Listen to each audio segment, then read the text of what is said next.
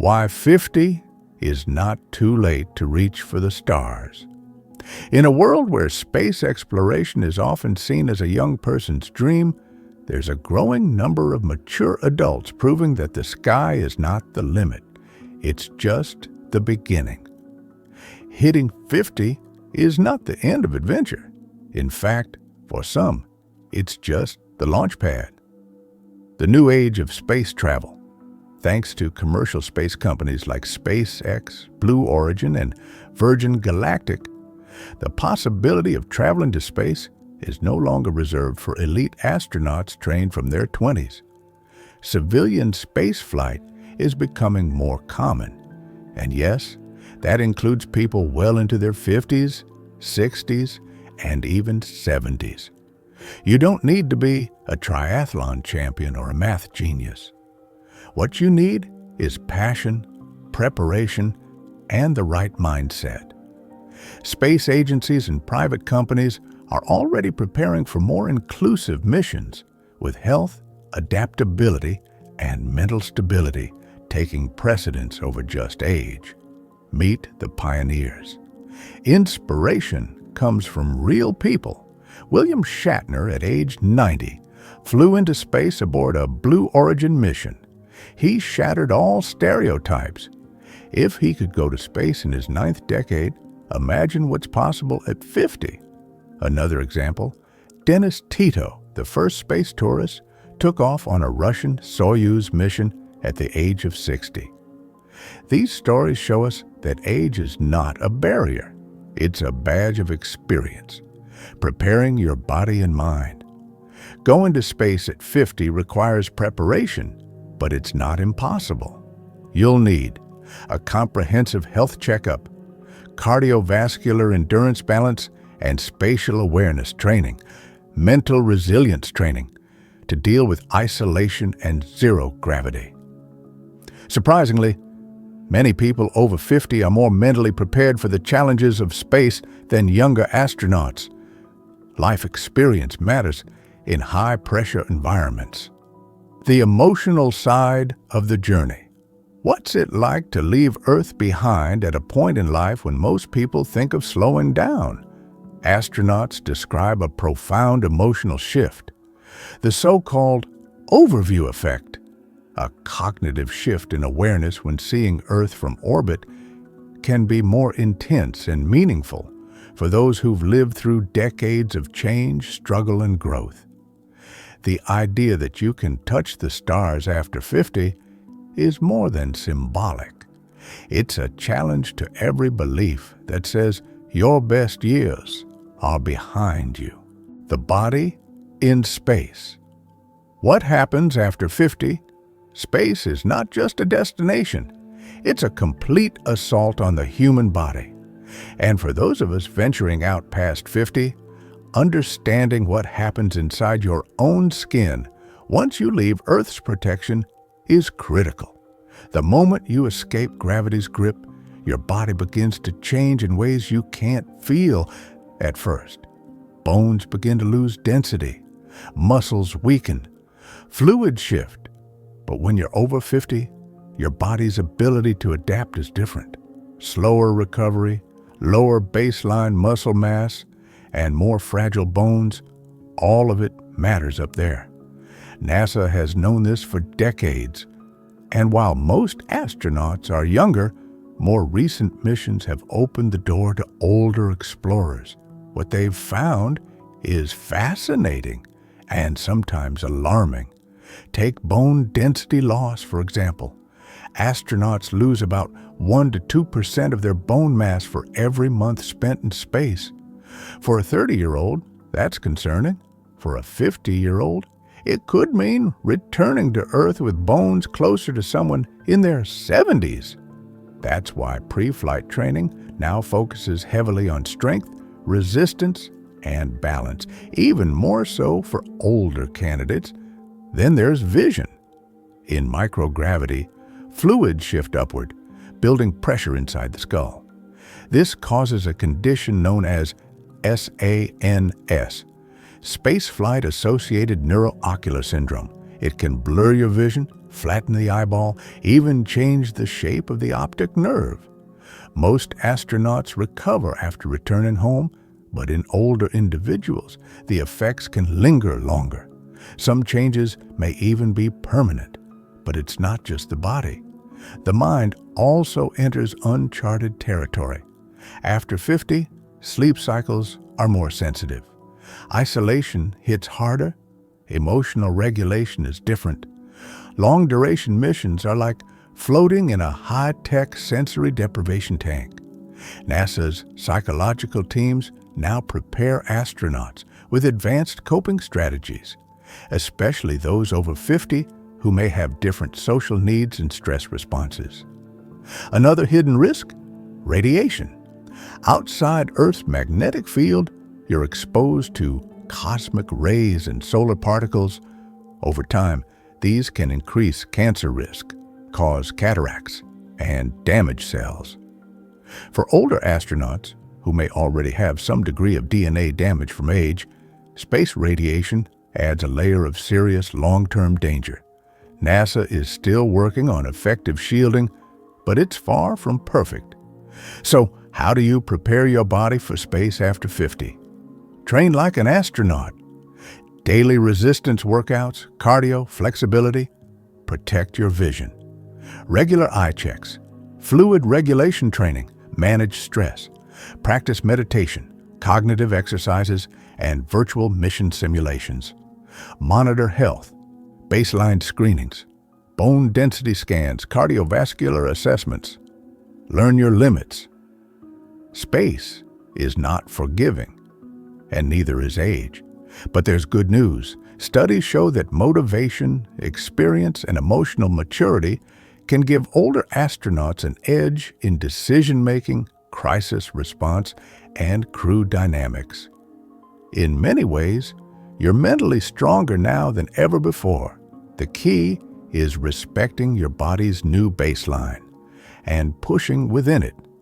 You're not trying to be 30 again. You're trying to be the best version of 50 plus in the most extreme environment humanity has ever explored. In the next volume, we'll explore how space training changes after 50, what NASA's programs now include for older participants, and how real people, some without traditional astronaut backgrounds, are preparing to go beyond the atmosphere. Your journey is just beginning. Training for the stars. Space preparation. After 50, they say space doesn't care how old you are, but your training program will. Once you've committed to going to space after 50, the preparation becomes a calculated fusion of medical science, physical performance, and psychological endurance. NASA, private space companies like SpaceX and Blue Origin, and even civilian training centers are adapting their programs to accommodate a more diverse age group of future astronauts. And that includes people just like you. Physical fitness, rebuilding the body for space. At 50 plus, your body doesn't recover the way it used to. That's why astronaut training after this age is less about high-intensity punishment and more about smart conditioning. Expect daily routines focused on resistance training to preserve muscle mass balance and core strength to prepare for microgravity, cardiovascular endurance. Many older astronaut candidates undergo prehabilitation months before they even enter formal training. Think of it as laying the foundation before you build the rocket. Medical assessments. Know thy vessel. Before you ever step into a simulator, you'll face a full battery of medical tests. These go deeper than standard exams. You're scanned, measured, stress tested, and analyzed to ensure your bones, heart, vision, and neurocognitive function can endure launch, orbit, and re-entry. Surprisingly, some older candidates outperform their younger peers in mental clarity and decision-making under pressure. Experience counts, and it shows. mental training. The quiet battle space is silent, isolated, and psychologically intense. This becomes more significant with age as our emotional regulation evolves. You'll undergo virtual reality isolation training, simulated emergencies with real-time pressure, mindfulness, and stress reduction techniques, conflict resolution workshops. NASA even uses personality assessments to match potential crewmates, prioritizing emotional intelligence over brute strength.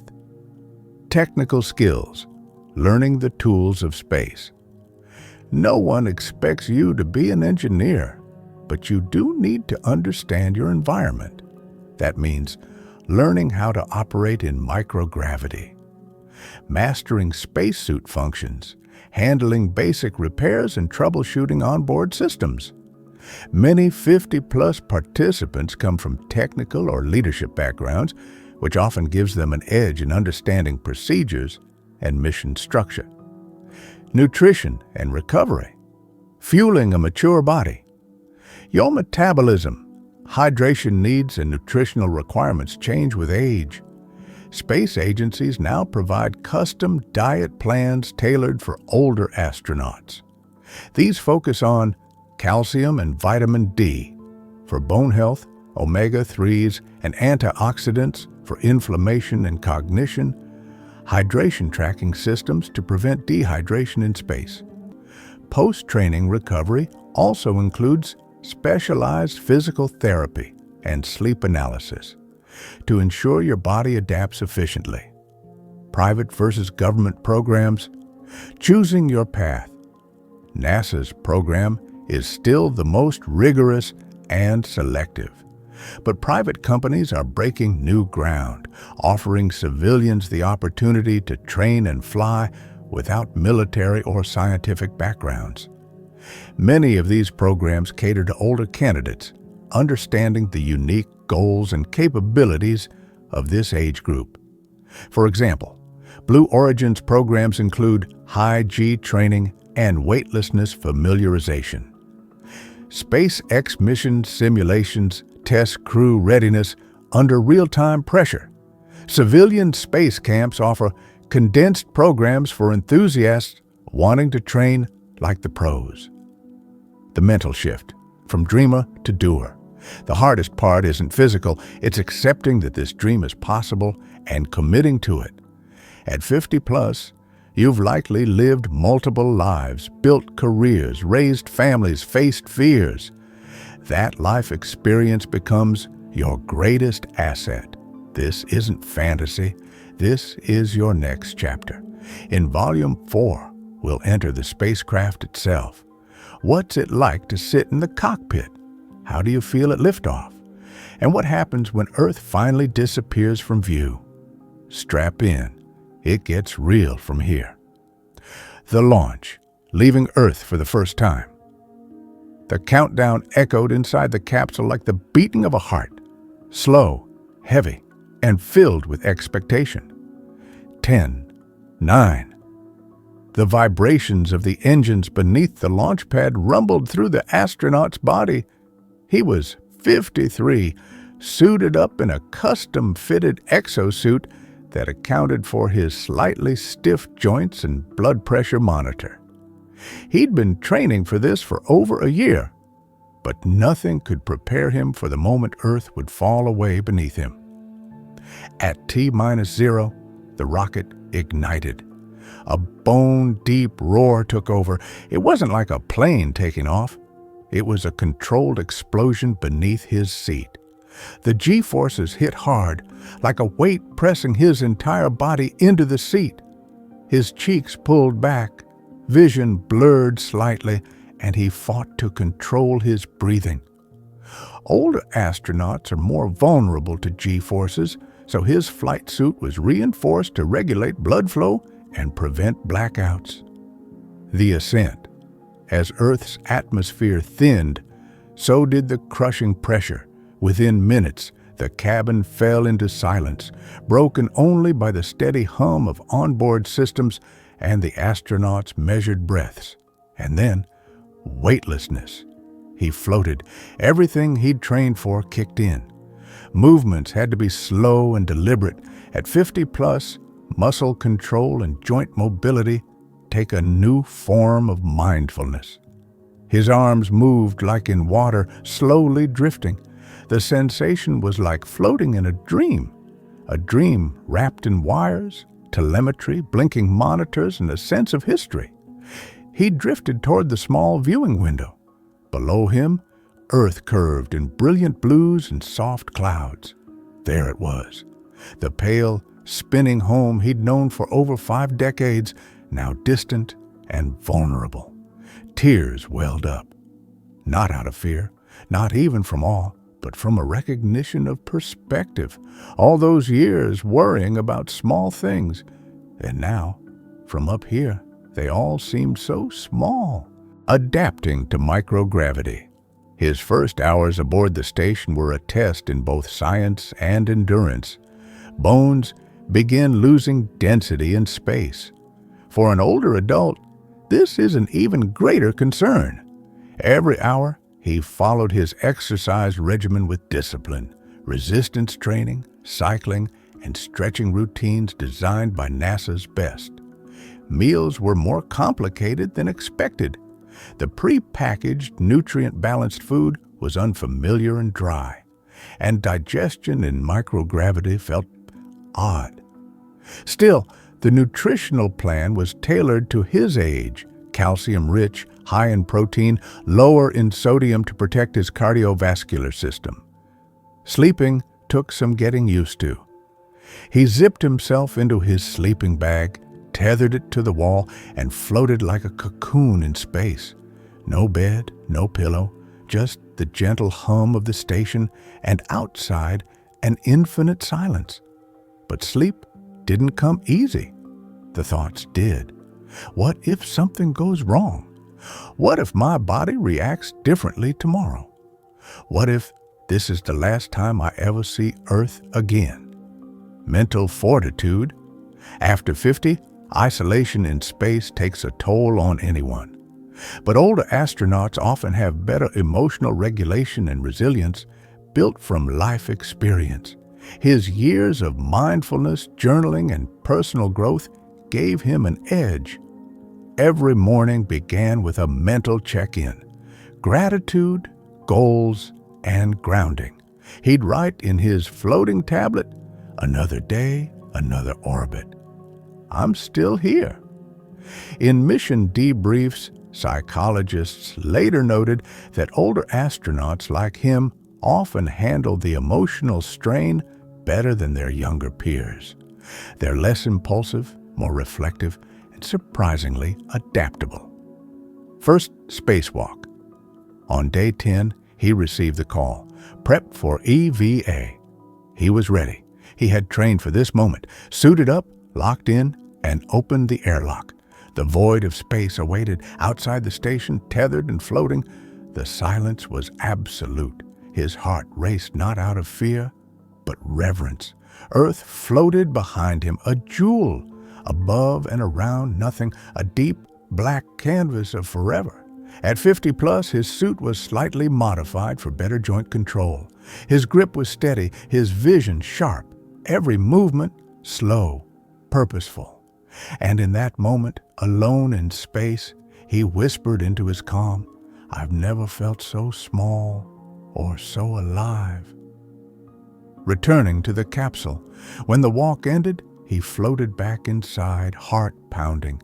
He had touched the star, and they didn't care how old he was. He floated near the observation window once more. The journey had changed him. He wasn't just an astronaut over 50. He was proof that age is not a boundary. It's a beginning. Tomorrow, the experiments would begin. Tomorrow, the mission would continue. But tonight, as Earth turned below him, he rested, weightless, ageless, infinite, life in orbit, science, survival, and the unexpected. By the second week in orbit, the line between the extraordinary and the routine had begun to blur. Each sunrise and sunset, 16 of them every Earth day, painted the station in fiery gold and deep blue, a rhythm so breathtaking that even the most seasoned astronauts still paused in wonder. But space does not pause, and neither could he. His mission wasn't just a personal triumph, it was a scientific one. He was living proof that humans over 50 could thrive in space. NASA and ESA were running dozens of biological and psychological experiments through him, a unique subject in an extraordinary environment. The experiments. His body was a living lab. Every morning began with biometric scans, heart rate, blood pressure, oxygen saturation, cognitive tests, and muscle readings. Sensors embedded in his suit and sleep pod recorded data around the clock. The biggest question, how does microgravity affect aging physiology? He tested his reflexes and memory daily. He performed strength exercises while sensors tracked how his muscles adapted. He even contributed blood and saliva samples for gene expression studies. Doctors on Earth monitored his bone density via remote imaging scans. After just 15 days, early results showed encouraging adaptability. His cardiovascular system was stable, cognitive scores solid, and he maintained over 95% of his strength metrics thanks to disciplined exercise. But it wasn't just about physical resilience, the psychology of isolation. In orbit, there is no weather, no traffic, no weekend. Time dilates strangely. Days blend. Emotions can sneak up on you. Loneliness is a quiet stowaway. His mental state was constantly evaluated. NASA psychologists checked in via secure video, looking for signs of anxiety, irritability, or fatigue. He kept a video diary recording thoughts, dreams, even nightmares. Some entries were joyful, others uncertain. One late-night clip revealed a tearful moment. I looked at Earth today, and it felt far, like it might never be close again. But for every low, there were highs. Birthday messages from his family arrived via uplink. His grandchildren sent a short video. We're so proud of you, Grandpa Astronaut. It gave him strength. Daily life in space routine was survival. He woke at 0600 UTC, started with hygiene in a microgravity wash bag, ate a high-protein, low-sodium meal, and began his assigned tasks. Some days involved maintenance, fixing minor issues, changing filters, or running software checks. Others were purely research-based. He filmed educational segments about space life for older audiences back on Earth. In one clip, he demonstrated how to make space coffee, a pouch of espresso, sipped through a straw. He explained how his digestive system had adapted, how dreams were different in orbit, and how floating affected posture. There were lighter moments too. One day, he spun slowly in 0G while humming Strauss's Blue Danube. Another time, he tried juggling snack bars in midair. His crewmates laughed and Mission Control joined in with a 10 out of 10 for elegance. The unexpected. Then came the problem. It started with a slight pressure drop in one of the modules. Alarms didn't blare, it was subtle. But he noticed it. His training kicked in. He notified the commander, who initiated diagnostic protocols. A microfracture in an outer panel, likely from micrometeoroid impact. It was minor, but potentially dangerous. A decision had to be made. A spacewalk would be required, and he volunteered. Though others offered to take the risk, he insisted. He wasn't just there to float and study, he was part of the team. Suited up once again, he stepped into the airlock. This time, it felt different. Not as a first-timer, but as someone who belonged. Outside, the infinite stretched before him, but his focus was razor sharp. He reached the damaged panel, worked with gloved precision, and patched the area using repair tape and resin under guidance from Houston. It took 48 minutes. When he re-entered the station, Mission Control applauded. "Nice work, Iron Grandpa," one tech joked over comms. He smiled. "Still got it." Closing reflections. That night, he floated by the observation window once more. The stars hadn't changed, but he had. He recorded another log. "Space is not a place of age. It's a place of readiness, of will. I came here at 50, not to prove I could survive, but to show others they can thrive." The mission wasn't over, but the message was clear. The sky was no longer the limit. Earthrise and the edge of fear. The days aboard the ISS had begun to blend together.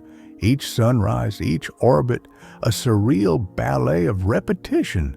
Yet, there was one moment that shattered that rhythm and reminded me of exactly how far I'd come. It was during the scheduled Earth observation shift, something I'd waited for like a child waits for Christmas morning. I positioned myself near the cupola module, a panoramic dome of windows offering a view of Earth so breathtaking it humbled even the most seasoned astronauts. My fingers, gloved and stiff, gripped the handles as I stared down at the swirling blues and whites of our planet.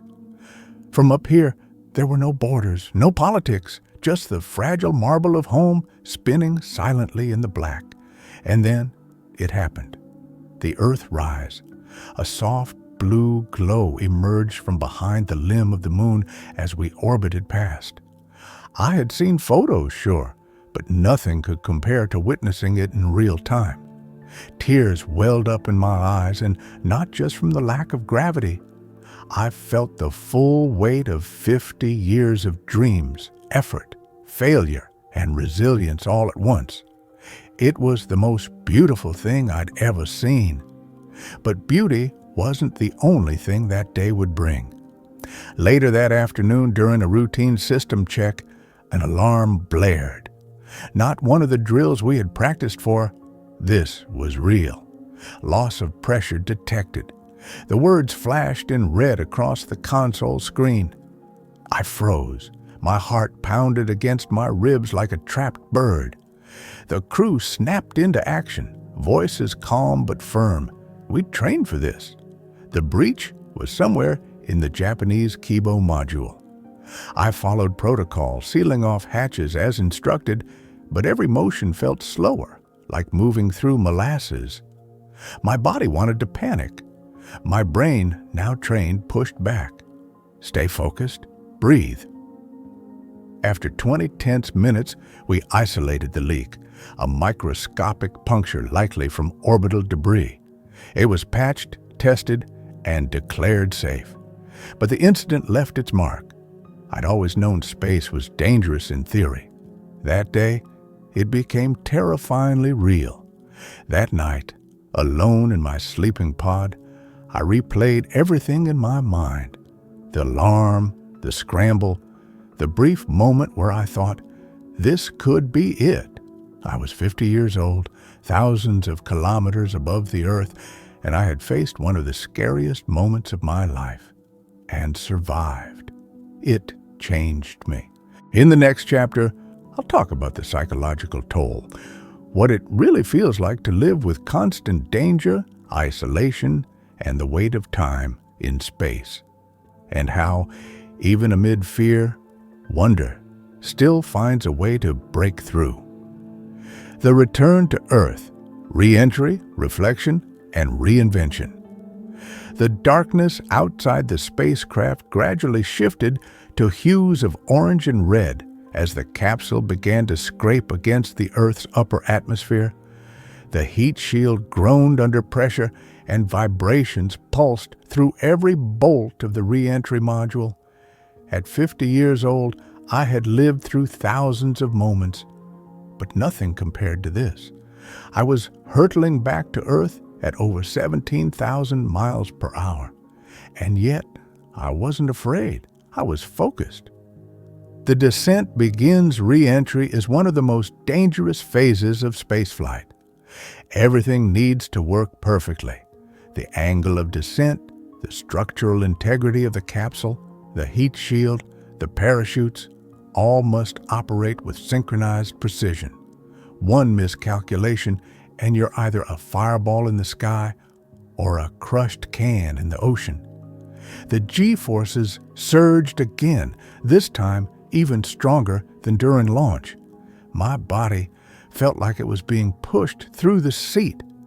Breathing became an effort. I reminded myself to stay calm. This was what we trained for. I closed my eyes briefly and visualized the descent profile ticking off every milestone: max Q, atmospheric drag, parachute deployment.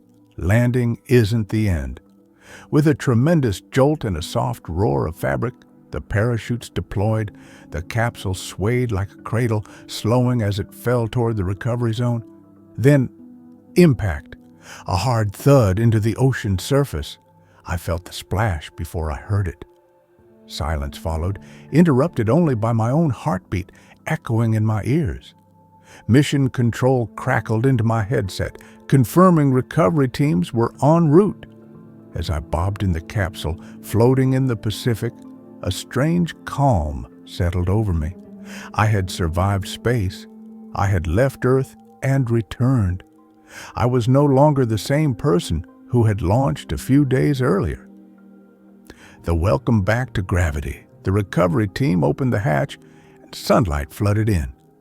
I squinted and took my first breath of fresh, salty air. 2 support technicians carefully helped me out of the capsule. Gravity hit me like a wall. My muscles, dormant in microgravity, protested. I could barely walk. And yet I laughed. I was back. Rehabilitation began immediately. For the next several weeks, I had to rebuild my body, walking, balancing, even eating heavier meals. But mentally, something had shifted. I had witnessed the curvature of the Earth with my own eyes. I had floated in silence above the planet. I had faced death and returned stronger. What I brought back, spaceflight, isn't just a physical journey.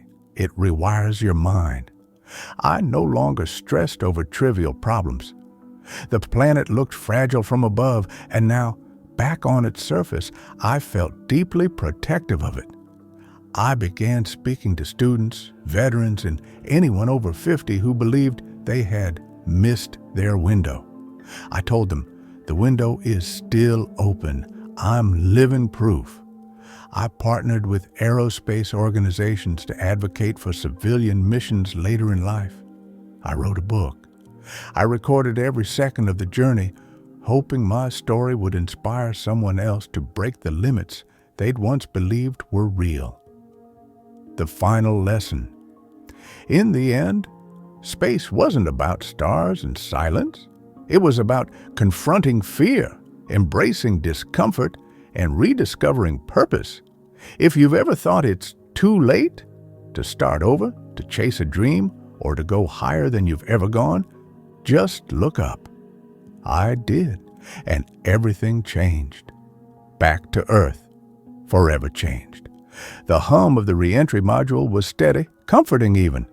Beneath the surface, however, tension curled around the edges of my thoughts like smoke. I wasn't afraid, at least not of crashing. What I feared now was something I hadn't expected. Losing the version of myself I discovered up there.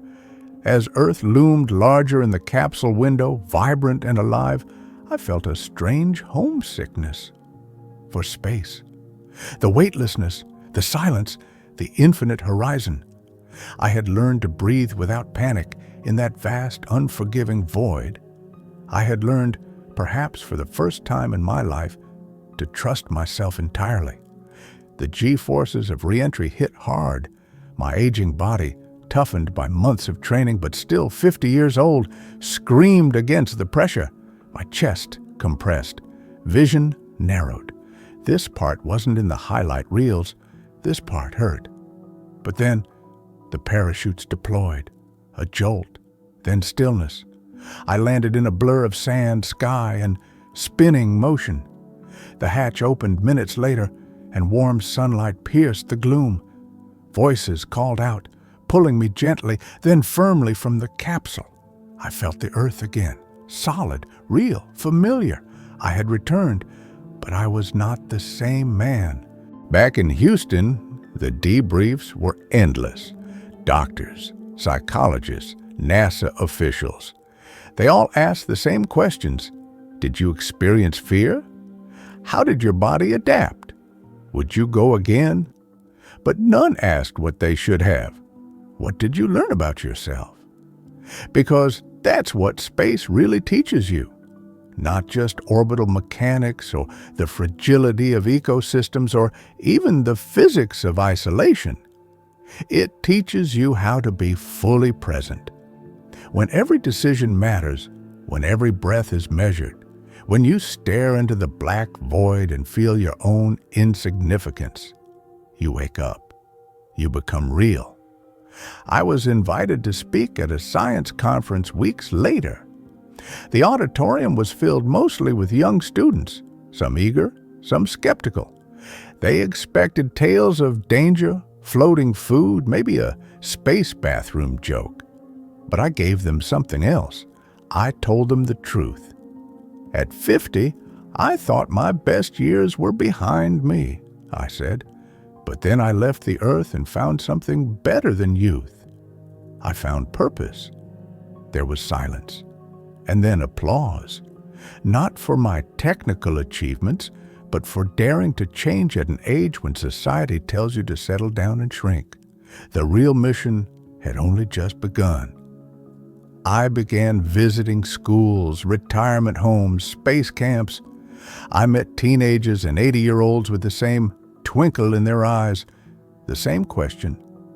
Is it too late for me? I told them no. I showed them what it looked like to fly late.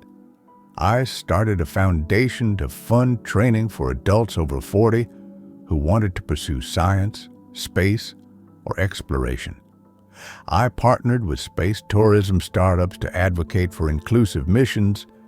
I even returned to the NASA simulator rooms, not as a student, but as a mentor. And in quiet moments, I stared at the night sky and smiled. Because I wasn't grounded anymore, I carried the stars inside me. If you're reading this and wondering if you missed your chance, let me tell you, you haven't. The countdown hasn't stopped. Your launch window is opening, maybe not to space, but to whatever dream you shelved long ago. Don't wait for permission. Don't ask if you're too old. Ask instead, what would happen if I finally said yes? The stars are waiting, and so is your next chapter.